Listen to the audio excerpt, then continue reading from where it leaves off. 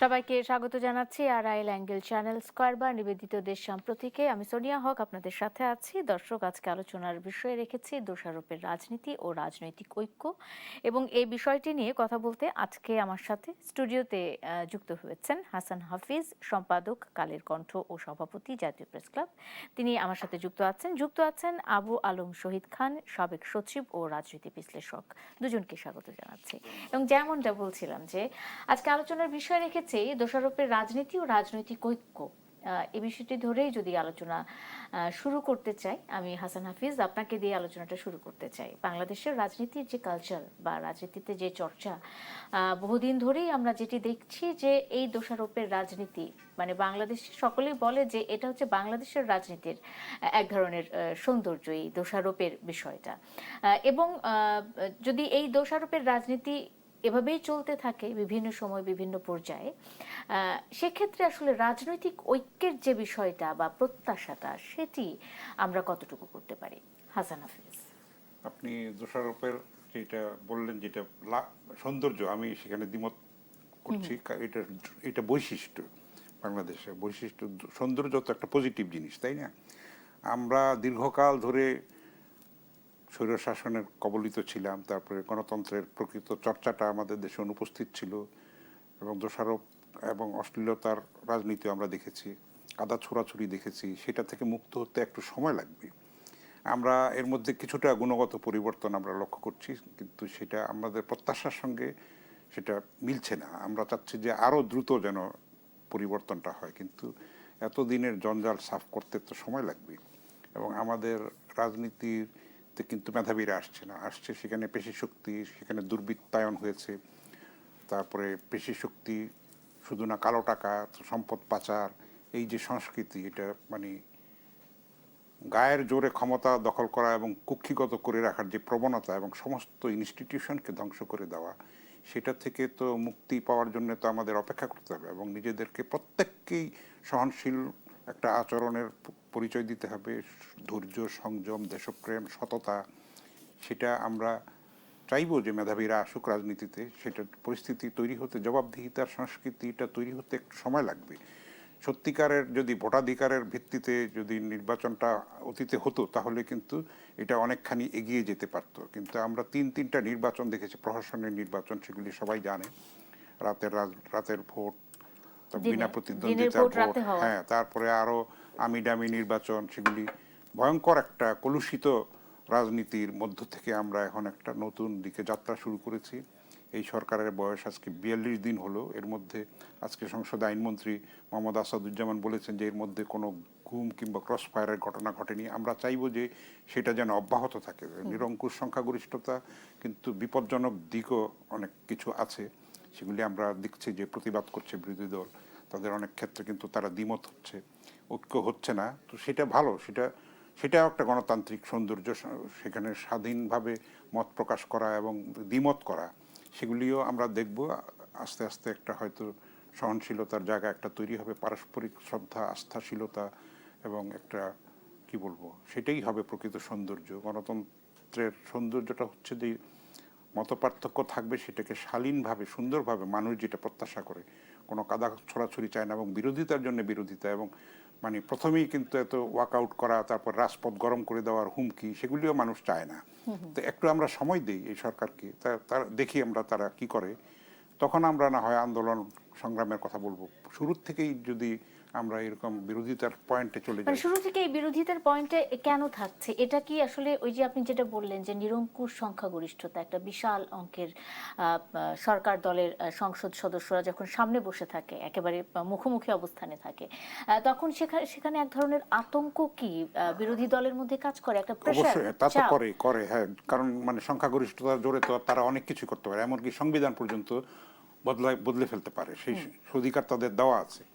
ফলে এটার একটা বিপজ্জনক দিক আমি বলেছি যে আছে, এবং একটা অহমিকাও এসে যায় হয়তো অবচেতন মনে, কিংবা আমরা দেখেছি অতীতে, সেটার থেকে বেরিয়ে আসা খুব কঠিন।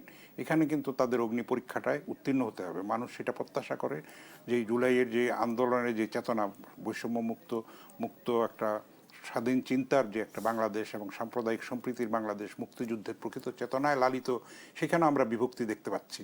সেগুলিও আমরা কিন্তু অনেক আপত্তিকর জিনিসও দেখছি। মুক্তিযুদ্ধের প্রশ্নে কোনো আপোষ করা যাবে না, এটা হলো পরিষ্কার কথা। This is the bottom line. অবশ্যই অবশ্যই হাসান হাফিজ, আমি আবারও আপনার কাছে ফেরত আসবো এবং আপনি যেমনটা বললেন মুক্তিযুদ্ধের প্রশ্নে আসলে কোনো রকমের আপোষ হবে না এবং সেখানে কোনো প্রশ্ন থাকাও বাঞ্ছনীয় নয়। তারপরও আমরা দেখেছি যে মুক্তিযুদ্ধ এবং জুলাই যে মুখোমুখি করে দেয়া কিংবা সেখানে এক ধরনের মতানৈক্যের বিষয় ঢুকিয়ে দেওয়ার যে একটা বিষয় রয়েছে, সেটি কিন্তু আমরা এখন পর্যন্ত দেখছি সেই জুলাই অভ্যুত্থানের পর থেকে এখন পর্যন্ত। কেন মুক্তিযোদ্ধাদেরকে জুলাই যোদ্ধাদের মুখোমুখি দাঁড়াতে হবে?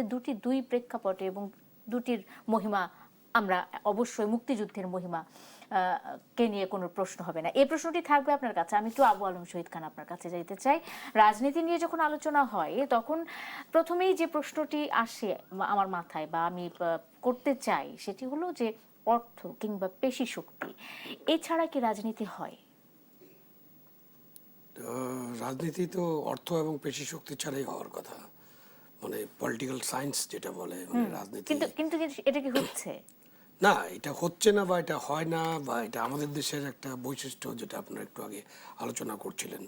বাট আপনি যখন পলিটিক্যাল পার্টি গড়ে তোলার ভিত্তিটা কি? ভিত্তিটা হচ্ছে যে কিছু সংখ্যক মানুষ তারা একমত হবে এবং তারা জনগণের সেবা করার জন্য তাদেরকে সংগঠিত করবে, তারপর তারা একটা রাজনৈতিক দল গঠন করবে।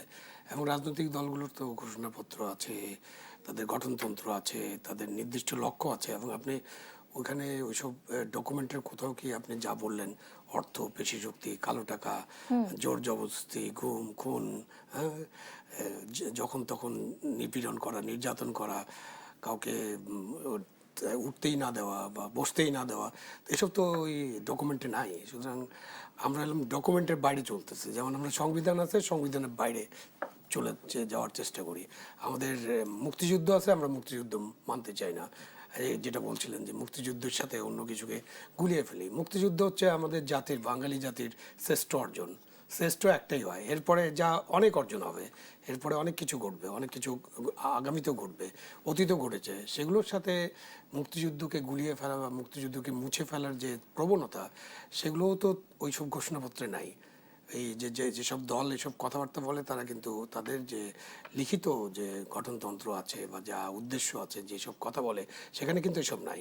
আজকেই তো একটা বিল পাস হচ্ছিল, তখন জামাতের আমির তো কথা বলেছেন, এবং জামুকা নিয়ে একটা বিল ছিল, সেই বিলের মধ্যে লেখা আছে যে মুক্তিযুদ্ধের সময়ে তিনটা দলের নাম আছে, জামাত ইসলাম, নেজামে ইসলাম, আর একটা কি মুসলিম লীগের নাম আছে, যে তাদের বিরুদ্ধে যারা যুদ্ধ করেছেন, পাকিস্তান আর্মি এবং তাদের বিরুদ্ধে। সো ওনাদের নামটা তো ওখানে আছে, এবং ওনারা কথা বলছেন যে এতদিন পরে এই পরিবর্তনটা করা দরকার। এখন এই বিষয়গুলো যে অর্থ, পেশি শক্তি আমরা দেখেছি, এখন আমরা সামনে দেখতে চাই, মানে সামনে দেখার জন্য চিন্তা ভাবনা করা। এবং এই সামনে দেখার বিষয়টাও কিন্তু আমাদের, এটাও 55 বছর ধরে আছে। 71-এর মুক্তিযুদ্ধ কেন হয়েছে? বিকজ 71-এ আমাদের উপর একটা যুদ্ধ চাপিয়ে দেওয়া হয়েছিল, জনরায়কে পাকিস্তানিরা মানতে অস্বীকার করে, এবং তারপরে একটা অন্যায় যুদ্ধ চাপিয়ে দেওয়া হয়, যার ফলে একটা জনযুদ্ধ করতে হয়েছিল, যেটার নাম হচ্ছে মুক্তিযুদ্ধ। মানে জনযুদ্ধটাই মুক্তিযুদ্ধ, আমাদের মুক্তির সংগ্রাম। তো এইটা 71-এও তো আমরা এই অবিচার, আমাদের উপরে যে জুলুম, আমাদের উপরে যে অন্যায় কিছু চাপিয়ে দেওয়া, আমাদেরকে শোষণ করা, এটার বিরুদ্ধে তো আন্দোলন ছিল, এবং সাধারণ মানুষের মুক্তির আন্দোলনটা ছিল, অর্থনৈতিক মুক্তির আন্দোলন ছিল, অর্থনৈতিক মুক্তির একটা স্বপ্ন ছিল। এরপরে আপনি পরবর্তীতে আমাদের অনেক গণতান্ত্রিক আন্দোলন হয়েছে, স্বৈরাচার বিরোধী আন্দোলন হয়েছে। 90-এ একটা গণ অভ্যুত্থান আমরা দেখেছি, যখন স্বৈরাচার পদত্যাগ করতে বাধ্য হয়েছেন। এরপরে 24-এ এসে, এবং তার মধ্যে তো এই বছর বছর সারা বছর ধরেই কিন্তু এগুলো চলতে থাকে এবং চলবে।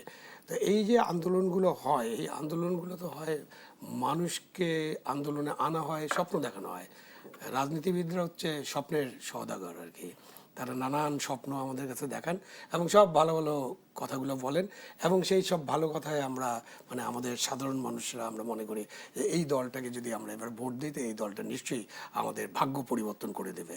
কিন্তু ওই তারপরে আসে পেশি শক্তি, কালো টাকা, অর্থ, দুর্নীতি, দুর্বৃত্তায়ন, যেটা হাসান হাফিজ আমার বন্ধু বললেন যে রাজনীতিতে দুর্বৃত্তায়ন, কেন ওইসব অর্থ, পেশি শক্তি, কালো টাকার সাথে তো দুর্বৃত্তের সম্পর্ক হতে হবে, লুটপাট।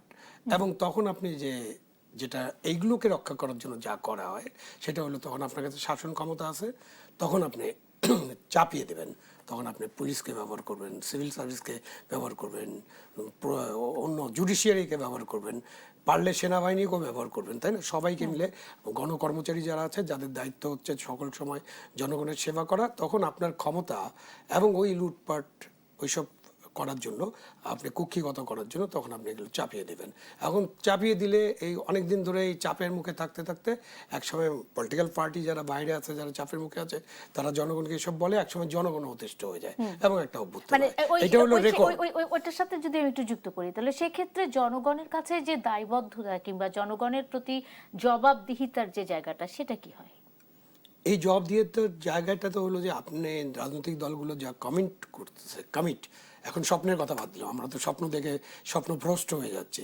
এখন রাজনৈতিক দলগুলোর যে কমিটমেন্ট আছে, তারা যে ওয়াদা করতেছেন, একদম প্রথমেই তো একটা লাইন তো হলো, বটম লাইন হলো জনগণের সেবা করা, দেশের উন্নয়ন করা, জনগণের ভাগ্য পরিবর্তন করা, দেশে একটা গণতান্ত্রিক সমাজ ব্যবস্থা, একটা অসামরিক ব্যবস্থা, যেখানে সবাই সবার কথা বলতে পারবে, সবাই তার স্বাধীনতা থাকবে, মত প্রকাশের স্বাধীনতা থাকবে, সংগঠন করার স্বাধীনতা থাকবে, জমায়েতের স্বাধীনতা থাকবে, কালচারাল অ্যাক্টিভিটিস করার স্বাধীনতা থাকবে।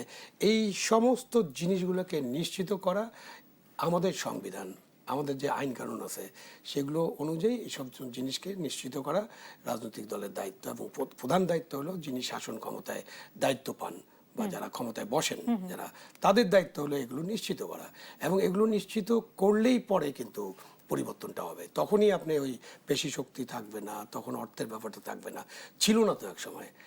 আমরা পাকিস্তান আমলে যদি ফিরে যাই, আপনি যদি 50 দশকের, 60 দশকের, 70 দশকের রাজনীতিবিদদের একটু দেখেন, তার লাইফ হিস্ট্রিটা দেখেন এবং কেমন ছিলেন তারা যদি দেখেন, দেখবেন তখন কিন্তু রাজনীতিতে এই অর্থ, পেশি শক্তি, কালো টাকা এগুলোর প্রভাব কম ছিল। হ্যাঁ, পলিটিক্যালি আমরা সাপ্রেসড হয়েছি। রাষ্ট্র ব্যবস্থা এমনভাবে পাঞ্জাবিরা গড়ে তুলেছিল যাতে আমাদের বাঙালিদের শোষণ করা যায়, আমরা চাকরি পাবো না, আমরা আমাদের ভাগ পাবো না, আমরা যে পাটের টাকা দিয়ে যে উন্নয়ন করা দরকার, উন্নয়নের যে ভাগ, সেই ভাগটা পাবো না, কারণ আমরা তো একটা প্রদেশ, সুতরাং আমাদেরও তো ভাগ ছিল। সেই সব জিনিস ওই পাঞ্জাবি শাসকরা বা পাকিস্তানি শাসক গোষ্ঠী এটা করেছে। কিন্তু তখনও কিন্তু রাজনীতিতে যে অবস্থা ছিল, সেই অবস্থার চেয়ে অনেক অনেক অনেক অনেক খারাপ অবস্থায় আমরা গিয়েছি। যেটা বলেছে হাসান হাফিজ, যে আমরা তো রাজনীতিতে গালাগালি শুধু না, আমরা গলাগুলি বাদ দিয়ে গালাগালি থেকে অশ্লীলতা, এবং এখন তো যেসব ভাষায় কথাবার্তা বলা হয়, আমি আসলে এটা নিতে পারি না। আমরা তো একই সময় পড়াশোনা করেছি ঢাকা এটা আসলে রাজনীতির ভাষা অবশ্যই কখনোই নয়। আমি একটা বিরতি নিব, বিরতির পরে এসে ওই যে বলছিলাম মুক্তিযুদ্ধ এবং জুলাই মুখোমুখি কেন, এই বিষয়টি নিয়ে নিশ্চয়ই হাসান হাফিজ কথা বলবেন। দর্শক থাকুন সাথে, ফিরছি দেশ সাম্প্রতিক নিয়ে, এক্ষুনি ফিরে আসছি। বিরতির পর স্বাগত আরেকবার, দেখছেন দেশ সাম্প্রতিক, নিবেদন করছে আড়াই অ্যাঙ্গেল চ্যানেল স্কয়ারবার। সোনিয়া হক আপনাদের সাথে আছে। দোষারোপের রাজনীতি ও রাজনৈতিক ঐক্য, কতটুকু আসবে রাজনৈতিক ঐক্য, ঠিক এভাবে যদি দোষারোপের রাজনীতি চলতে থাকে, এই বিষয়গুলো নিয়েই কথা বলছিলাম। আজকে আমাদের আলোচক হিসেবে আছেন হাসান হাফিজ, আছেন আবু আলম শহীদ খান। আমি আলোচনায় ফিরে যেতে চাই এবং হাসান হাফিজ, আপনার কাছে একটি প্রশ্ন রেখে গেছিলাম, সেটা হলো যে আমরা শুরু থেকেই দেখতে পাচ্ছি এই যে 24-এর অভ্যুত্থান পরবর্তী সময় কিংবা তার আগে থেকেই মুক্তিযুদ্ধ এবং জুলাই, এই দুটিকে মুখোমুখি কোনো না কোনোভাবে মুখোমুখি রাখার চেষ্টা, অবস্থানে রাখার চেষ্টা করা হচ্ছে। এটি আসলে কার স্বার্থে কিংবা কার লাভ বলে মনে হয়? আপনার বিশ্লেষণ কি বলে হাসান হাফিজ? এটা তো মুক্তিযুদ্ধ বিরোধী শক্তিরই হয়তো লাভবান হবে, এরকম একটা সরল সমীকরণে বলা যেতে পারে। দুইটা তো সাংঘর্ষিক না আসলে, এবং প্রতিদ্বন্দ্বীও না, একটা আরেকটা সম্পূরক। আসলে মুক্তিযুদ্ধ একটা চলমান প্রক্রিয়া, কিন্তু মুক্তিযুদ্ধ যে 71-এ শেষ হয়ে গেছে বলে আমি মনে করি না। মুক্তিযুদ্ধ একটা বিশাল ব্যাপার, একটা ছোট্ট শব্দ, কিন্তু এটার তাৎপর্য, এটার ওজন, এটার গভীরতা অনেক, মানে লাবণ্য বলেন, সৌন্দর্য বলেন, অহংকার বলেন। অনেক দেশ আছে পৃথিবী যারা স্বাধীন হয়েছে কিন্তু মুক্তিযুদ্ধের মাধ্যমে হয়নি। আমরা এখানে আমাদের শহীদের রক্ত, এখানে আমাদের মা বোনের সম্ভ্রম, এখানে আমাদের জড়িত আছে। আসলে একটা মাটি, সোদা মাটি, যেটা আমাদের পতাকাটা কিন্তু রক্তের সূর্য, কিন্তু সেটা রক্তের, শহীদের রক্তের কিন্তু আর জাপানের পতাকার মধ্যে সূর্য আছে, সেটা সূর্যোদয়ের দেশ বলে তাদের সেখানে পতাকার মধ্যে সূর্যটা আছে। আর পৃথিবীর অন্য কোনো দেশে মনে হয় না আপনি সূর্য পাবেন বলে। তো আমাদের লাল সবুজের পতাকা, সেটা আমাদের যতদিন আমরা ধারণ করব, আমাদের সেই শহীদদের কাছে আমাদের ঋণ স্বীকার করতে হবে। তাদের ত্যাগ, যেই আদর্শের জন্য, যেই স্বপ্নের জন্য তারা প্রাণ দিয়েছেন, সেটার প্রতি আমাদের শ্রদ্ধাশীল থাকতে হবে। তাদের স্বপ্ন বাস্তবায়নের লড়াইটা, এটা একটা অন্তহীন প্রক্রিয়া। সংস্কার যেরকম একটা অন্তহীন প্রক্রিয়া, মুক্তিযুদ্ধও একটা অন্তহীন প্রক্রিয়া। এখন নানান পরিস্থিতির কারণে এই 90 সালে যে এক ধরনের চাহিদা তৈরি হয়েছিল, সেই সময় একটা আমাদের লড়াই করতে হয়েছে, গণ অভ্যুত্থান করতে হয়েছিল। আবার 24-এ এসে আবার একটা অন্য প্রেক্ষাপটে আমাদেরকে যুদ্ধ করতে হয়েছে, হৃত গৌরব ফিরে আনার জন্য, গণতন্ত্রকে পুনরুদ্ধারের জন্য লড়াইটা করতে হয়েছে। কিন্তু এটা আমি কোনোভাবেই সাংঘর্ষিক মনে করি না। এটা সম্পূরক, একটা আরেকটা সম্পূরক, এবং এটা মুখোমুখি করার কোনো সুযোগ নাই। এটা একটা বাতুলতা এবং একটা বালখিল্য প্রয়াস। তো এইটা কোনোভাবেই আমাদের এটা সবাইকে বোঝাতে হবে। যেরকম আমরা সংস্কার সবাইকে বোঝাতে পারি নাই, গণভোটও সবাইকে বোঝাতে পারি নাই, তাই না? একটা সাধারণ মানুষ আর যে মার্কা বোঝে, সে তো গণভোটের 40টা ধারা বুঝবে না, সেটা এত জটিলতা। এবং সেখানেও কিন্তু গোঁজামিল আছে, যেটা রাজনৈতিক দলগুলির সঙ্গে করা হয়েছে। অন্তর্বর্তী সরকার কিন্তু অনেক কিছু নিজেরা ঢুকিয়ে দিয়েছে, সেটাও একটা প্রতারণা হয়েছে। তো সেগুলি কিন্তু, এগুলি আস্তে আস্তে রেকটিফাইড হবে। না, এটা মনে হয় না এই যে আপনি যে যে যে বিষয়টি বললেন যে সংসদে এখন যে বিষয়গুলো নিয়ে বিতর্ক চলছে, তার মূলেই রয়েছে এই জুলাই সনদ বাস্তবায়নের যে বিষয়টি, সেটি। এবং সেখানে প্রথমেই আসে গণভোট এবং সংস্কার, সংবিধান সংশোধন। আমরা সংবিধান সংশোধন বনাম সংস্কার, মানে কোনটি আগে, এই বিষয়টি নিয়েও কিন্তু এখন বিতর্কে জড়িয়ে পড়ছে। তো এই যে গোঁজামিলের কথা বললেন, প্রত্যেক আলোচক যারা এখানে ছিলেন তারা সকলেই বললেন যে এখানে আসলে ঐকমত্য কমিশনের ওই সময়টিতে এক ধরনের গোঁজামিল দেওয়ার চেষ্টা করা হয়েছে। প্রত্যেকে এই শব্দটি ইউজ করেছেন। তো এই যে গোঁজামিলের যে বিষয়টি, এত বড় বড় রাজনৈতিক দলগুলো সেখানে সই করলেন যখন, তখন তারা এই গোঁজামিলের বিষয়গুলো কি মাথায় আমি আনতে তো পারলেন বললাম না? যে সেখানে তো একটা প্রতারণা করা হয়েছে। তো বিএনপি তো এটা পরিষ্কার বলছে যে আমরা এগুলির সঙ্গে আমরা এগুলি আলোচনা হয় না, ঢুকিয়ে দেওয়া হয়েছে পরে। এবং এইটাও আছে যে যেই দল মেজরিটি পাবে তারা কিন্তু সেইভাবে দেখবে। তো আমরা কেন অপেক্ষা করলাম না? নির্বাচিত জনপ্রতিনিধিদের প্রজ্ঞার উপরে কেন আমরা আস্থাটা রাখলাম না? আমরা কেন আগেই গণভোটে গেলাম? এটা নিয়েও একটা বিতর্ক আছে কিন্তু। এবং আপনি যথেষ্ট সময় কি আপনি দিয়েছেন গণভোটের যেসব ইস্যু, সেগুলি সাধারণ মানুষকে বোঝানোর জন্য? এটা নিয়ে আমরা আলোচনা করেছি, সমালোচনা করেছি। হ্যাঁ, কিন্তু আপনি তাদেরকে তো সাফিসিয়েন্ট কনভিন্স করতে পারেন না যে এইটার মধ্যে এই আছে, এটা করলে এই হবে, সেগুলি আপনি বোঝাতে পারেন না। সেটার কিন্তু সময় পাওয়া যায় না। এবং রাজনৈতিক দলগুলির সেই সক্ষমতাও নাই, কর্মী বাহিনীও নাই, সেই রাজনৈতিক প্রজ্ঞাটা আমাদের নাই। আমরা কিন্তু মার্কায় ভোট দিয়ে অভ্যস্ত আসলে। তো একটা চেতনার স্তরটাকে উন্নীত করার জন্য একটু সময় লাগবে। গণতান্ত্রিক প্রক্রিয়াটাকে দীর্ঘস্থায়ী হতে হবে। রাতারাতি আপনি আশা করতে পারেন না যে একটু রাজনৈতিক ঐক্য তৈরি হয়ে যাবে, একটু সময় লাগবে। আমরা চাইবো, সাধারণ মানুষ চায় যে সেটার মধ্যে যেন শালীনতা থাকে, সহিষ্ণুতাটা থাকে, এবং পারস্পরিক শ্রদ্ধাশীলতার জায়গাটা থাকে, এবং অসহিষ্ণুতা যেন না থাকে। প্রথমেই সংসদে একেবারে প্রথম দিনেই ওয়াকআউট করে ফেলা, তারপরে রাজপথ গরম করে দেওয়ার হুমকি, তো এগুলি তো আজকেও ওয়াকআউট হয়েছে। তো এগুলি মানুষ পছন্দ করে না আসলে। একটু সহনশীলতা চায়, পারস্পরিক শ্রদ্ধার জায়গাটা দেখতে চায়। সরকারি দল ভুল করলে সেটা সমালোচনা করতে হবে, এবং সেটা শালীনভাবে করতে হবে, সহিষ্ণুতার সঙ্গে করতে হবে, সংযমের সঙ্গে করতে হবে। সবার উপরে দেশ, সেটা যেন আমরা মনে রাখি। আমাদের এই রক্তস্নাত এই দেশে কিন্তু আমরা শহীদের স্বপ্ন, এবং 71-এর শহীদ বলেন, তারপরে আরও যত প্রগতিশীল আন্দোলন হয়েছে, স্বৈরাচার বিরোধী আন্দোলন হয়েছে, অনেকের রক্ত কিন্তু এই স্বপ্নের মধ্যে প্রথিত আছে এবং গ্রথিত আছে। সেটা যেন আমরা কোনোভাবে বিস্তৃত না হই। আমরা যেন রাজনৈতিক ঐক্যের জন্য অপেক্ষমান থাকি, এবং সেটার প্রতি, সেটা তৈরি করার জন্য প্রত্যেকে যার যার ক্ষেত্র থেকে আমরা যেন ভূমিকাটা পালন করি। এটাই হচ্ছে মূল কথা। কিন্তু এই যে 70% হ্যাঁ ভোটের কি হবে এখন, হাসান হাফিজ, আপনার কি মনে হয়? এখন এটা একটা আলোচনা হবে, তারপরে এটা আমরা আরো পর্যালোচনা করব। তারপরে যারা নির্বাচিত হয়েছেন তারা সেরকম একটা নিশ্চয়ই একটা রাস্তা বেরোবে, মেকানিজম বেরোবে, যেটা একটা কনভিন্সিং ওয়েতে। তারা যদি এটা পুরাটা অস্বীকার করলেও তো এটা ভুল হবে। তারা তাদের কমিটমেন্ট থেকে বিচ্যুত হচ্ছে, এটা মনে করতে হবে, তাই না? তো আমরা সেটাও চাই না। আমরা চাই যে তারা সুন্দরভাবে, সুষ্ঠুভাবে গণতান্ত্রিক চর্চা, একটা সংস্কৃতি গড়ে তুলুক, আস্তে আস্তে গুণগত পরিবর্তনটা আসুক, মানুষ সেটা দেখতে চায়। এখানে বিরোধী দলের ভূমিকা আছে, সরকারি দলের ভূমিকাটা বেশি, এবং সাধারণ মানুষ কিন্তু সেই প্রত্যাশাটা করে সবকিছুর মধ্যে একটা শান্তিপূর্ণ, একটা ঐক্যের একটা যেন মূল ফিলোসফি যেন তাদের মধ্যে কাজ করে।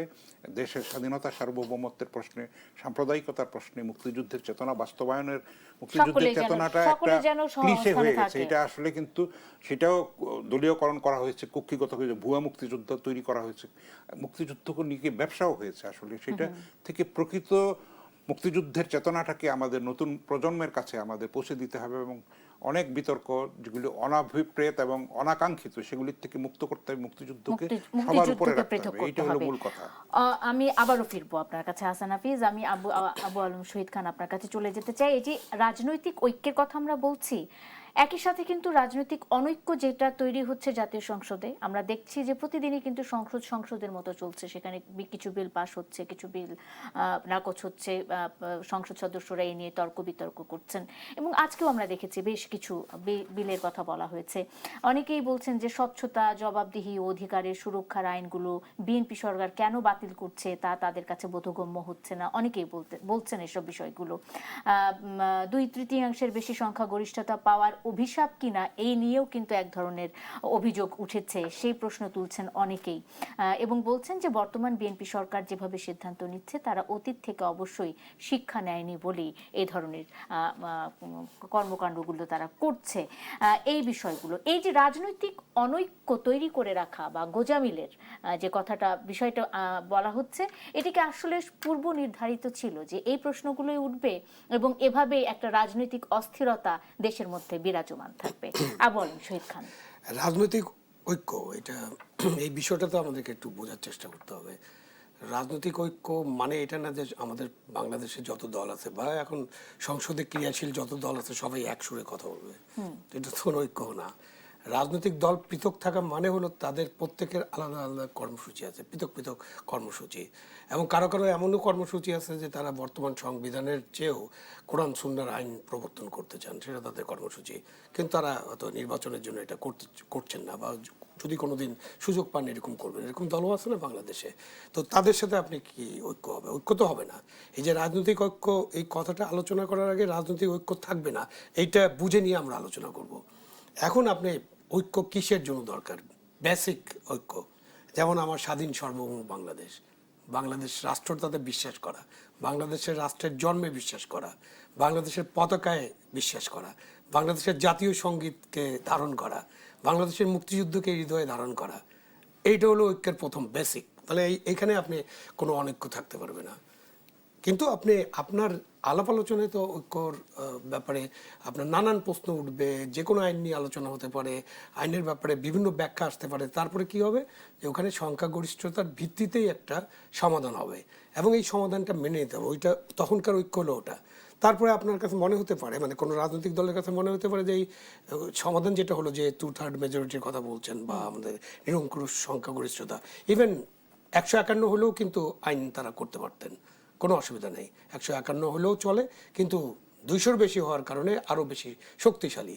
তো এখন আপনি মনে করলেন যে না, তাদের যেই আছে সক্ষমতা বা তাদের যে শক্তির কারণে তারা অনেক কিছু মানছেন, যেগুলো আপনি বলতে চাইলেন যে এই জিনিসটা মানছে না, ওই জিনিসটা মানছে না, যেখানে আসলেই সংস্কার প্রয়োজন সেগুলো তারা গুছিয়ে রাখতেছে যে এগুলো নিয়ে পরে আলোচনা হবে।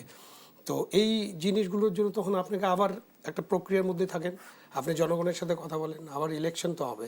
আপনি যদি তত্ত্বাবধায়ক সরকার ফেরত আসে, তাহলে তত্ত্বাবধায়ক সরকারের অধীনে যখন ইলেকশন হবে আপনি এগুলো নিয়ে জনগণের কাছে যাবেন, তখন আপনি জনগণের ভোটে নির্বাচিত হয়ে আপনি এগুলো করতে পারবেন। বাট হাসান হাফিজ যেটা বললেন, মানে সবসময় তার এই যে দ্রোহ করা যাবে না, সবসময় রাজপথে আহ্বান জানানো যাবে না, কারণ দেশটাকে তো চলতে দিতে হবে এবং বারবার এটা ঘটবে না। কিন্তু আমাদের ইতিহাসও তো ওই যে 71-এর পরে 90-এর পরে 24, তার মাঝখানে অনেক আন্দোলন হয়েছে। সব আন্দোলনের ছোট ছোট আন্দোলনেরও অনেক ভূমিকা থাকে, ওটাকে আমরা ছোট করে দেখছি না। বাট এরকম বড় ধরনের অভ্যুত্থান, এটা 15-20 বছর অপেক্ষা করতে হয়। সুতরাং 24-এর অভ্যুত্থানের পরে এই 26-এর মধ্যেই আপনি জনগণকে রাজপথে নামাই দিবেন এবং একটা কিছু করে ফেলবো, এই ধরনের যে কথাবার্তা বলা হচ্ছে, এইটা একটা অনৈক্য এবং এই অনৈক্যর জায়গা থেকে বেরিয়ে আসতে হবে। আমরা কি করতে পারি? আমরা সংসদে আলাপ আলোচনার মধ্য দিয়ে, সংসদকে আলাপ আলোচনার কেন্দ্রবিন্দু বানিয়ে সেখানে আলাপ আলোচনার মধ্য দিয়ে আমরা সিদ্ধান্তে পৌঁছতে পারি। এবং আপনার মাইনরিটি থাকার জন্য আপনারা তো অনেক কিছুই আপনি অর্জন করতে পারবেন না, কিন্তু আপনাকে সংসদের মেজরিটিতে মানতে হবে, ওখানে ভোটে যা হবে সেটাই আপনাকে সংখ্যাগরিষ্ঠের মতামত মেনে নিতে হবে। এটাই তো গণতন্ত্র। এবং যা আলোচনা হচ্ছে, ওয়ার্কআউট হচ্ছে, এগুলো গণতন্ত্রের বিউটি, সেগুলো করতে থাকেন। বাট এটা যেন এমন পর্যায়ে না যায় যে সংসদটাই অচল হয়ে যাবে, সেই পর্যায়ে আমরা যাব না। এইটার একটা ঐক্য হতে হবে।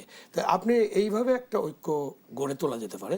বাট ওই যে পুরোপুরি রাজনৈতিক ঐক্য, সকলে একসঙ্গে কথা বলবে, এটা ভাবার কোনোই কারণ নেই, এটা আমি ভাবছিও না, এটা থাকবেও না। এখন আপনি জুলাই সনদ, গণভোট, হাসান হাফিজ তো বলেই দিয়েছে যে গণভোট, আপনি আপনি জিজ্ঞেস করছিলেন যে 70%-এর কী হবে, আসলে 30%-এর কী হবে এটা আপনার জিজ্ঞাসা করা যেতে পারতো। কারণ আমাদের ভোটার হচ্ছে 12 কোটি, তার মধ্যে 4 কোটি হ্যাঁ ভোটে আছে, তাহলে তো 70% নাই, তার মানে 30% হ্যাঁ ভোটে দিয়েছে। ঠিক আছে, এটা একটা স্ট্যাটিস্টিক্স। না ভোট পড়েছে, অনেক না ভোট পড়েছে, যেটা আমাদের অতীতে যে 2-3টা গণভোট হয়েছে তখন কিন্তু আমরা দেখিনি। 120% ভোটও পড়ার রেকর্ড আছে, 90%, 98% হ্যাঁ ভোট পড়েছিল। বাট এই ক্ষেত্রে অনেক না ভোট পড়েছে। তাহলে আমরা যদি না ভোট, অ্যাবসেন্টি ভোট সব হিসাব করি, তাহলে আসলে 30% গণভোটে 30% মানুষ হ্যাঁ ভোট দিয়েছে। এবং আমি জানি না হাসান হাফিজ কিসে ভোট দিয়েছে, আমি হ্যাঁ ভোট না ভোট কোনোটাই দিতে পারি নাই, বিকজ আমি বুঝি নাই। আমার মতো একজন মানুষের পক্ষে, আমি একটা মনে করেন লেখাপড়া তো করেছি, একটা বিশ্ববিদ্যালয়ের ডিগ্রি আছে আমার, 32-33 বছর সরকারি চাকরি করছে, আপনার ওই হাঁ ভোটের কোশ্চেন পড়ে আমি কিছুই বুঝতে পারি না। এবং 4টার মধ্যে আপনার 48টা পয়েন্ট ছিল। আমরা তো আমরা আপনি আমরা আমরা আসলে এই বিষয়টি নিয়ে তখন সমালোচনা করেছিলাম যে আমরা না হয় যারা লেখাপড়া জানে তারা হয়তো আবার পড়তে পারছে, কিন্তু একেবারে প্রত্যন্ত এলাকায় মুদির দোকানদার, তাদের কাজ পর্যন্ত গণভোটের বিষয়টি পৌঁছালো কিনা সে বিষয়টি নিয়ে না কিন্তু না, সন্দেহ। পৌঁছে তো নাই, এবং পৌঁছে নাই, এবং যারা হাঁ ভোট দিচ্ছে তারা হয়তো দলের জন্য বা কোনো কারণে, Exactly. তারেক জিয়া সাহেব একবার নর্থ বেঙ্গলে বলেছিলেন আমরা হাঁ ভোট হ্যাঁ দিব, ভোট, হ্যাঁ নানান ভোটের কারণে পক্ষে। তো হাঁ ভোট দিয়েছে। তো সো এখানে হাঁ ভোট 70% পড়ছে, এটার যে স্ট্যাটিস্টিক্স, এই স্ট্যাটিস্টিক্স চ্যালেঞ্জ করা যায়, কারণ হাঁ ভোট পড়ছে আসলে 30%, 12 কোটির মধ্যে।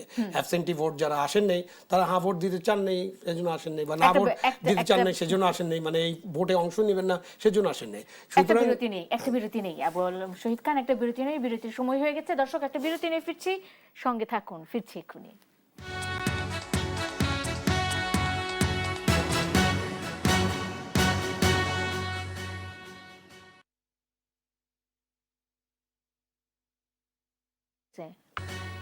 দেখছেন দেশ সাম্প্রতিক, নিবেদন করছে আড়াইল অ্যাঙ্গেল চ্যানেল। স্কয়ারবার আলোচনায় চলে যেতে চাই। হাসান হাফিজ, এই যে রাজনৈতিক ঐক্য নিয়ে আমরা কথা বলছিলাম, যেখানে বেশিরভাগ সময়ই অনৈক্যের দেখা মিলছে, সংকট একটা তৈরি হয়েছে, সমাধানের পথ কি? দুজনের কাছে এই প্রশ্ন থাকবে এবং খুব সংক্ষেপে আমি প্রশ্নের উত্তর চাই।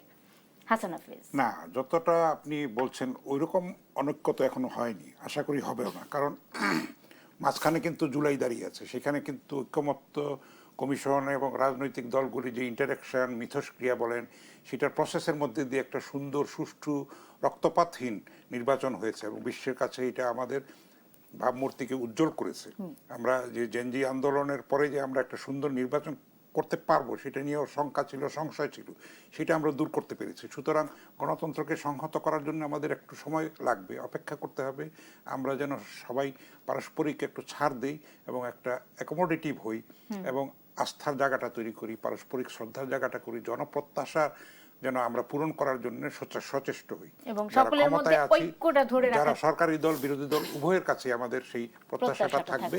এবং আমরা আশা করব যে মতপার্থক্য থাকবে, কিন্তু সেটা যেন কখনো মানে সংঘাতের পথে না যায়, অশালীন পর্যায়ে না যায়। অশালীন পর্যায়ে না যায়। অসংখ্য ধন্যবাদ হাসান হাফিজ। আবু আলম শহীদ খান, আপনার কি মনে হয়, আপনার কাছে সংকট সমাধানের উপায় কি? না, বিষয়টা একই, যে আমরা তো মুক্তিযুদ্ধের মধ্য দিয়ে দেশটা অর্জিত হয়েছে, তো একটা গণতান্ত্রিক, বৈষম্যহীন, সাম্যের এবং অসাম্প্রদায়িক বাংলাদেশ গড়ে তোলার জন্য সংসদের বাইরে এবং সব পুরো জাতি মিলে যেন রাজনৈতিক দলগুলো ব্রতী হয় যে আমরা একটা কল্যাণধর্মী রাষ্ট্র গড়ে তুলতে চাই, যেখানে সকল মানুষ শান্তিতে বসবাস করতে পারবে, সবার অধিকার সুরক্ষিত থাকবে, আইনের শাসন থাকবে, আর যেন ভুলেও আমরা অন্যদিকে না যাই।